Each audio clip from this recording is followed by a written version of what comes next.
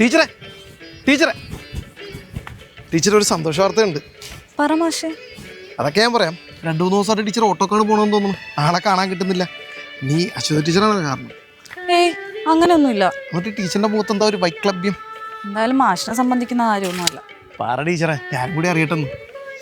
എന്റെ കല്യാണമൊക്കെ ഏകദേശം ഉറപ്പിച്ച മട്ടാ മാഷേ. അത് ശരി, ഇതാണ് കാരണം. അല്ല ടീച്ചറിന്റെ വിചാരം എന്താ? ജീവിതകാലം മുഴുവൻ ഇങ്ങനെ ഒറ്റത്തടിയായിട്ട് നടക്കാന്ന?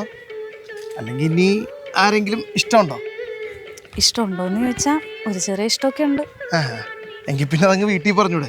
ഇപ്പോഴത്തെ മാതാപിതാക്കളൊക്കെ വളരെ ഫ്യൂച്ചറിസ്റ്റിക് ആണ്. എന്തായാലും അവർ സമ്മതിക്കും.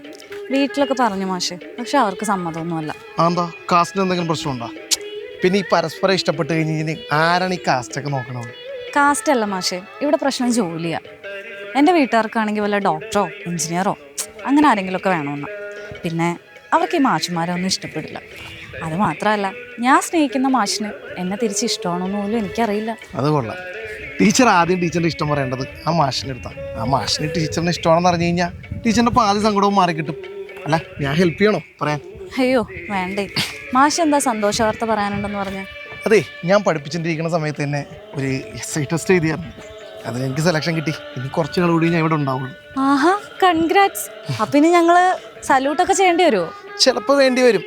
പിന്നെ ഞാൻ സർവീസിൽ കയറി കഴിഞ്ഞാൽ ഒരു റിട്ടേൺ കംപ്ലൈൻറ്റ് എഴുതി തന്നാൽ മതി. 2 ഞാൻ തൂക്കി അകത്തിട്ടേക്കാം. ആരെ? ടീച്ചറിൻ്റെ അച്ഛനും അമ്മേനും. ഇഷ്ടപ്പെട്ട ആളെ കല്യാണം കഴിപ്പിച്ച് തരാത്തതിന്. ഒന്ന് പോ മാഷെ. മാഷിന്റെ ഇംഗ്ലീഷ് പഠിത്തമൊക്കെ എന്തായി? എന്ത് ചെയ്യാനാ, ഒന്ന് സെറ്റായി വന്നപ്പോഴത്തേനും പുതിയ ജോലിയായില്ലേ. സാരമില്ല, അശ്വതി ടീച്ചർ എനിക്ക് വാട്സപ്പ് നമ്പർ തന്നിട്ടുണ്ട്. ഓ, അപ്പൊ ഇംഗ്ലീഷ് ഫ്ലുവൻ്റ് ആവാൻ തന്നെ തീരുമാനിച്ചല്ലേ? അതെ അതെ.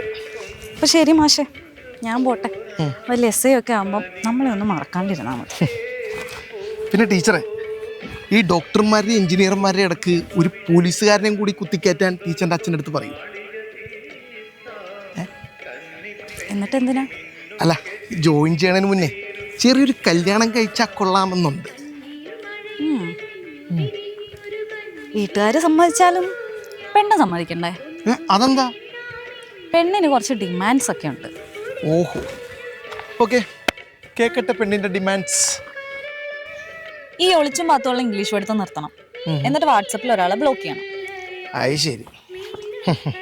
അപ്പോൾ കംപ്ലീറ്റ്ലി ട്രാപ്പ്ഡ് അല്ലേ? അല്ല, ടീച്ചറൊന്നും പറഞ്ഞില്ല. കുറെ നാള് ഞാൻ പുറകെ നടന്നതല്ലേ, ഇനി കുറച്ച് നാൾ മാഷ് പുറകെ നടക്ക്. ഇത് ചീറ്റിംഗ് ആണോ? ചീറ്റിംഗ് ആണെങ്കിൽ എന്നെ അറസ്റ്റ് ചെയ്യും. അറസ്റ്റ് ചെയ്യും. കാണട്ടെ.